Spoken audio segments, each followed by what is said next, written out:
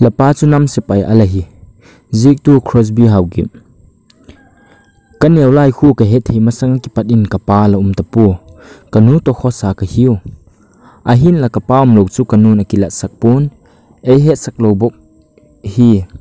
chule kanu hin naw chaga ka hi kilang lo hilin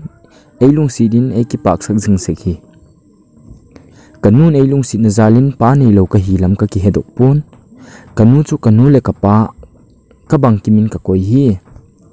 ahin la kaung khang let phat chun kanu kingin kapa thu ka dong panta ni khathi kanu kinga ka chi in akingin henu ka loi ten pa anei su ke u ahi le ke kapa khoi ummo tin ka dot ahi le kanun mai tai tak le nui siu siuin ka kingin boy lapa gamsung le namsunga dinga panna sataka alag zika alel talota tu inum taka kichola hitai tin hungena tenle khoi tak em henu kati kid ahile kanun aloi taking a kichola hi boy atin kanun kapahin fame chansana hitai tin egen pon aloi taking a kichola hi zoi atp ka azik chu kapan fame chansan hi heleng lungneu khang katin ka thom hau khak ding alauji kala hi kanu zalin kapan kumsot tak elevation tamale kala hepo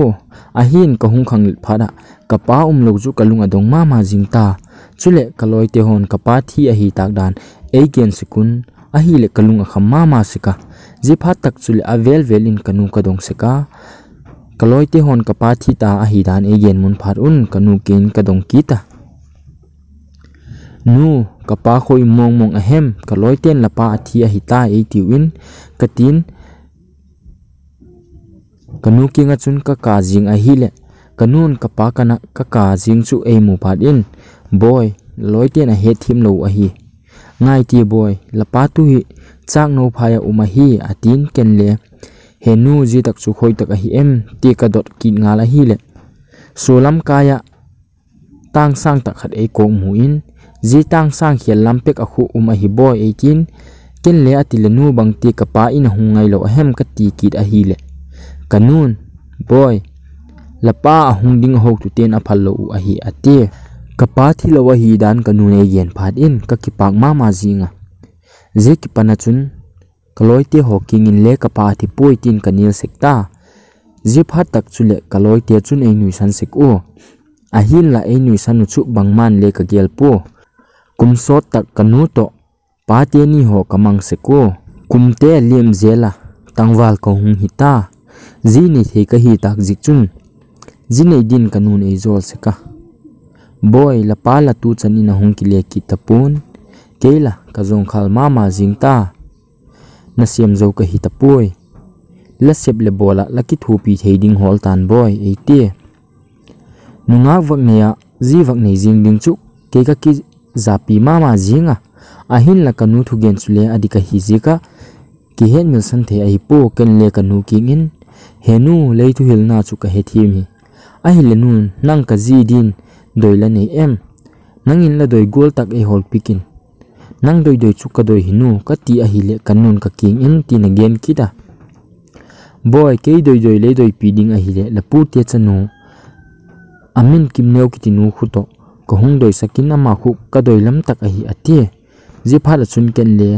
nu ati le nang wa chi in la eva pui pek jing in ka ti a hi le kanun boy einu chanin doi len le imok pui hele a hi poi abang hile nang le tangwal khat la hi ta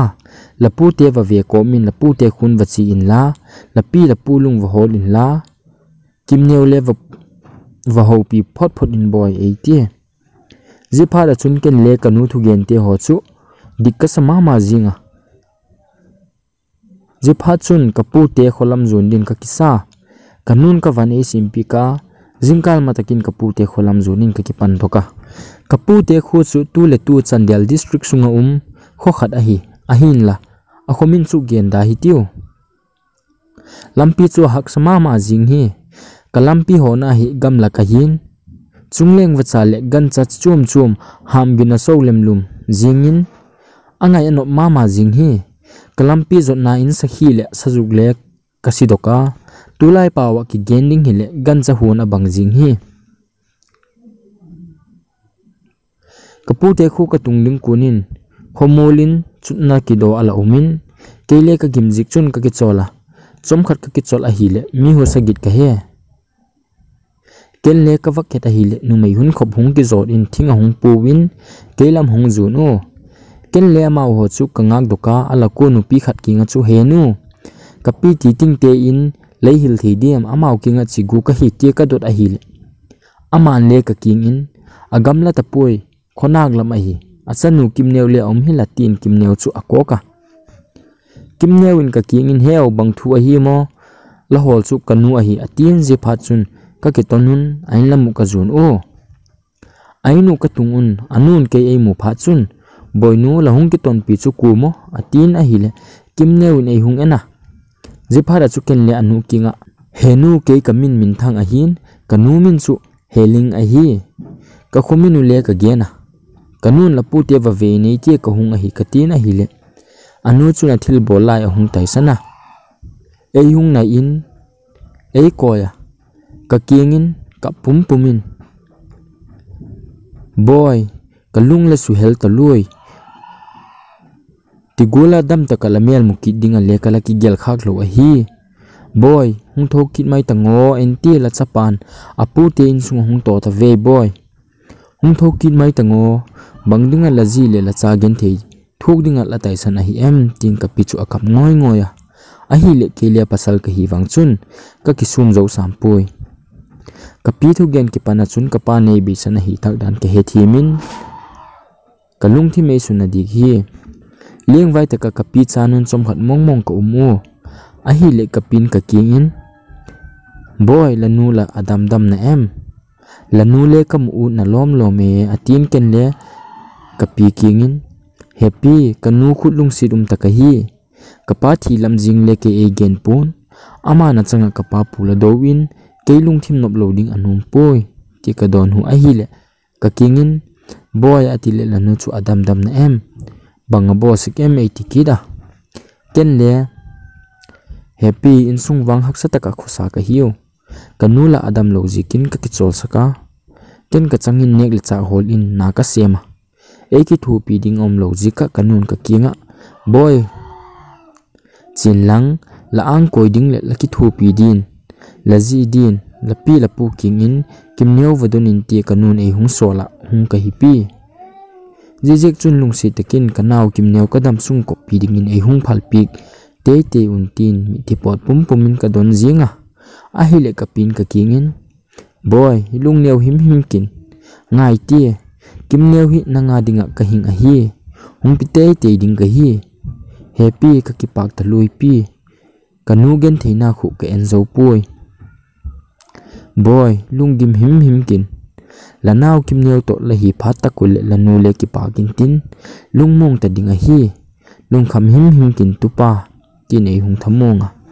nita kin tap khunga kol bu em komin ka ki chu chit u kapin kimneu kingin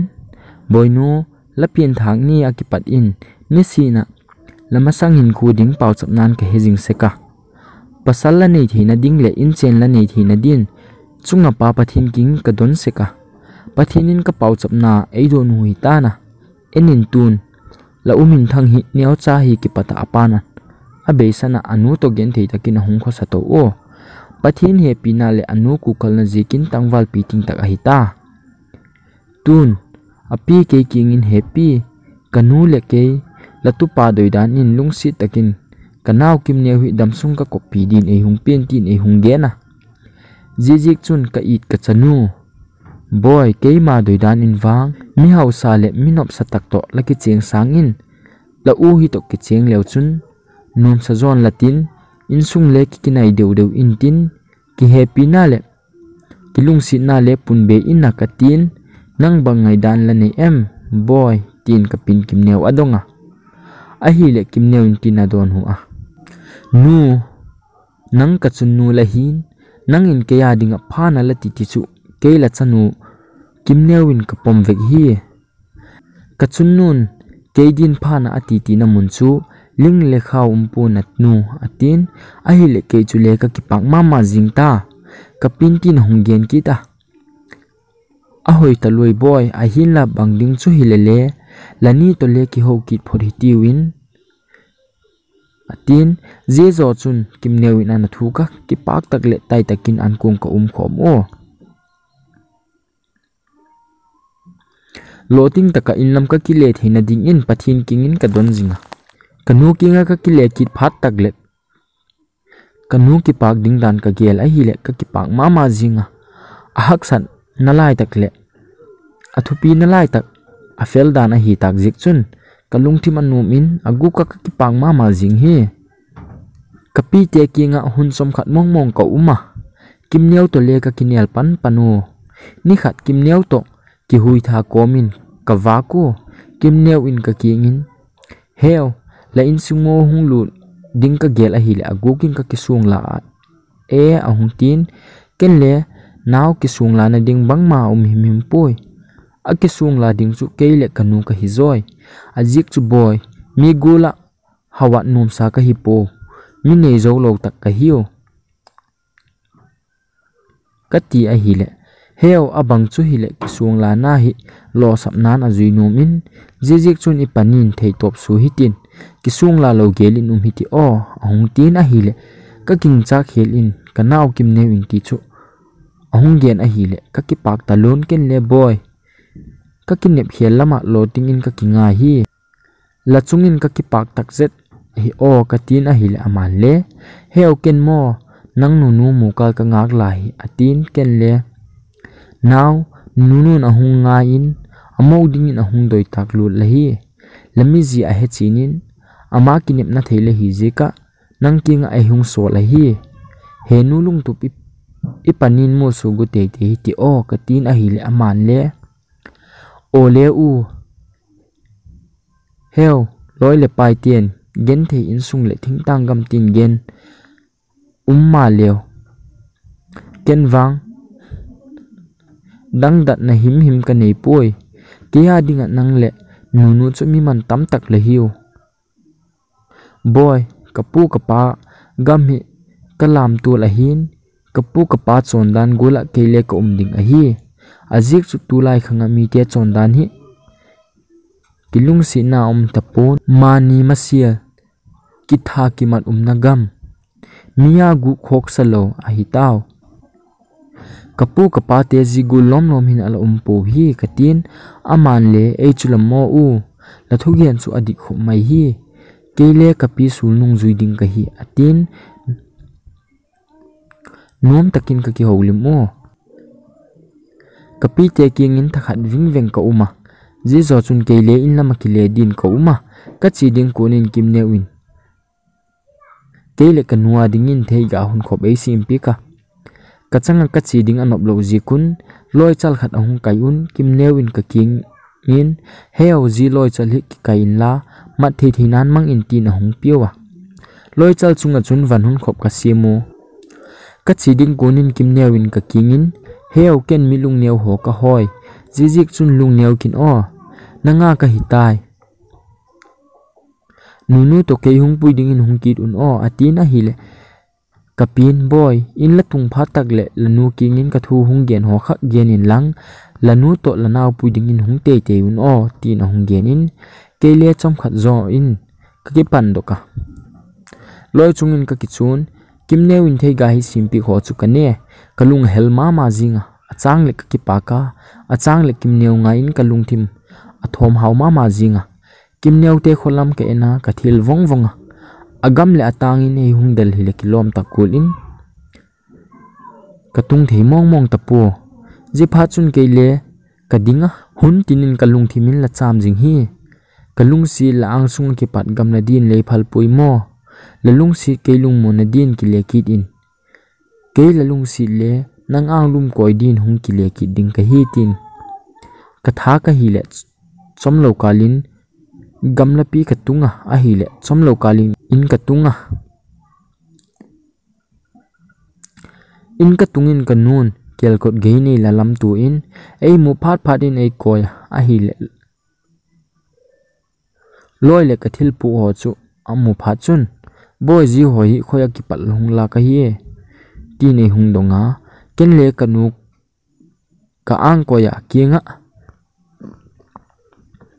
henu kapi le kanaw kim neu nei hung pi ku hi kapin in la tung phat tak le lanu kingin tin genin atin kanu kingin bangkim ka gena ni takin kanu kinga kapa thu ka dong kita henu kapa khoi mahem katina hile kanun boy bang ati la pa thu le dot dot jinga hem la pa takhina umpoi atin ken le henu kapa ahung thei tak lo a hile le eite gel bekin va puilen hi lo mo kati a hile kanun boy a hi thei poi 18 ken le henu kapin thu khat e hung gen hi kati a hile kanu hung dak doka boy lapin bang hung gen ahem henu kapin lapan la hung mulim santan nang le lanaw kimne in lanu hoi takalet kolding a hi tin e hung gen hi kati a hile kanu akapa je phada chun ken le kanu ka thema akingin henu bangti kapani besan la im jing ahem bangti nangona kapa pula do a hi hem ipani ido khomding hilo ahem kati a hile kanu ne koin ka kinga boy ngain lapa chu nam se pai ala hi nang neu chala la hi lai chang no phaya yum lai un igal teu nei hung blue o a hi le lapan e hung zampia mel mate nangin lapan thei to ba su in a hi le mel maten lapa hung sukhatawa ken le lapa ka dela a hin la lapa chu dam dok zo lo in e mulim santai lapa na hunglung si jikina thiding kunin ka kingin boy ke ka thi hi naw sen la he sak loading lagen thei sak loading a hi tin e la ki tep saka ji ka chu tuni chana ka I ma hi boy tin hungena ji pha da chu ken le kanu ka koya kami thia pot in kanu bing ka chopa henu leilung sit na lom lom e nangul nu pha ka nei jikin wang pha ka kisai henu kapkin kapa ngaya lung helpui ti hun khat ni le kapa to pa anga lopi taka ikimu tu ding u a hitin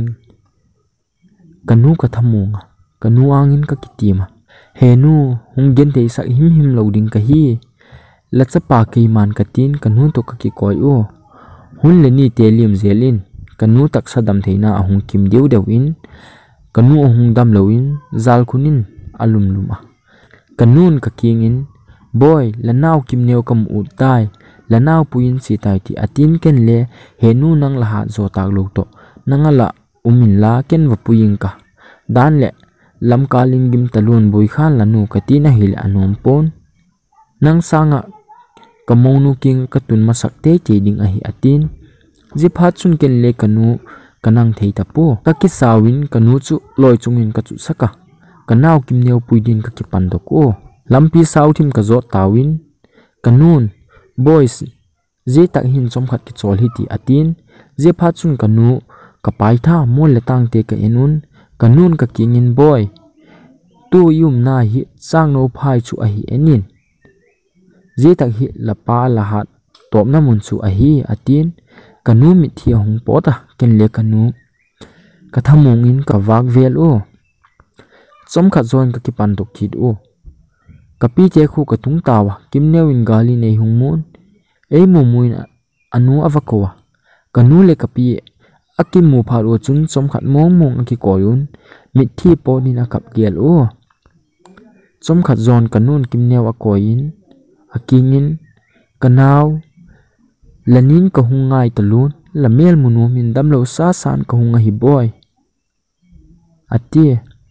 kimneu in le kanu athamung in heni lungmong takinumin ke man hungum pi jingding ka hi atin kanu le thamong takina uma kimneu te inin thathum wing ka umo kanun ka phi kingin heo keu le chi ki tang ka wati na hile kapin le ahung thongam tapo kawan puk diu e simpi kin kapin na chanu kimneu amal zol ka chanu chale naw tam tak hung ne in la pathin mal zol na hung chang in lalu na la tek pi le la pasal lung la tu ka la ki pak saklai si ke la nu ki pak ka hi boy ke wang e gel kin o la pasal to in sung nom tak hu se mun lang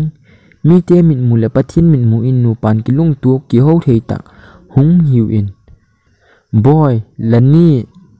la tek pi la nu hoi takin hung en kolin o atin som khat zon keu le ka hung ki pan do ko lampi ka hung zo zo tu in ka tung ding kunu hin kanu hong gim sitan zipa chun kim neu to ka ki thun kanu chu thei top su in ka en kol o kanun ol chan kim neu a ko in boy ka kin hung in ka hung be san man hung mal zoling ka atin kanun kim neu bana khapin akingin boy now sen a hi lai ki pana ka gen thei pi la umin thang hi sutha se him kin o nu pan ki tuk tak le nu pan ki ho thei ta hung hi win lang pathin mal zol na chanu chapa tam tak hung nei un atin jezo chun ke le ei ko win ka king in ka cha te ni ki happy jakin hung ko sawin ka hung be san mange nge in no ti gel to an kung ka so khom num hi atin je pha chun kim neu to ka ki thun ki vai thak na an kung so khom din me ka tik un an ko hun o an ko hun min zo in kim neu in kanu apa in ken kanu an kanik saka an kani khom o je pha chun kanun ka kingun boy ji an kung hi ei wa dingin a chaina himale chungama ine khom ki ding a hi atin chom khat zon kanu chu ho hello in hong umin kim neu in abana khap sakina hile chom khat zo in kanun ahung be san tai jipa chun kim neu to keu nu panin bol theila bangma ka nei chum dik pu in kanu ka chun nu nga in mi thia po jujut mai hi ke pasal zo ka hi zik chun ka kisuma kanaw kim neu ka thamunga naw henu te ni ngain kap kap takin hungin in seng ka sim khom pi ding la hi tai hungin la pasal ken hungen the sak lo ding ka hi nang khela ka lung si ding ku madanga ta poi ka tin ama le ka lingin a kinelin loi chuin ka kal dokun in lam ka zon taw kanaw kim neu to pathin mal zol na chali naw ka nei theun in sung ngum tak le nu pan ki ho thi tak in ka khosa theu taw lahun man tam tak senga leilangai thak pik zikin ka ki pak tak zet a hi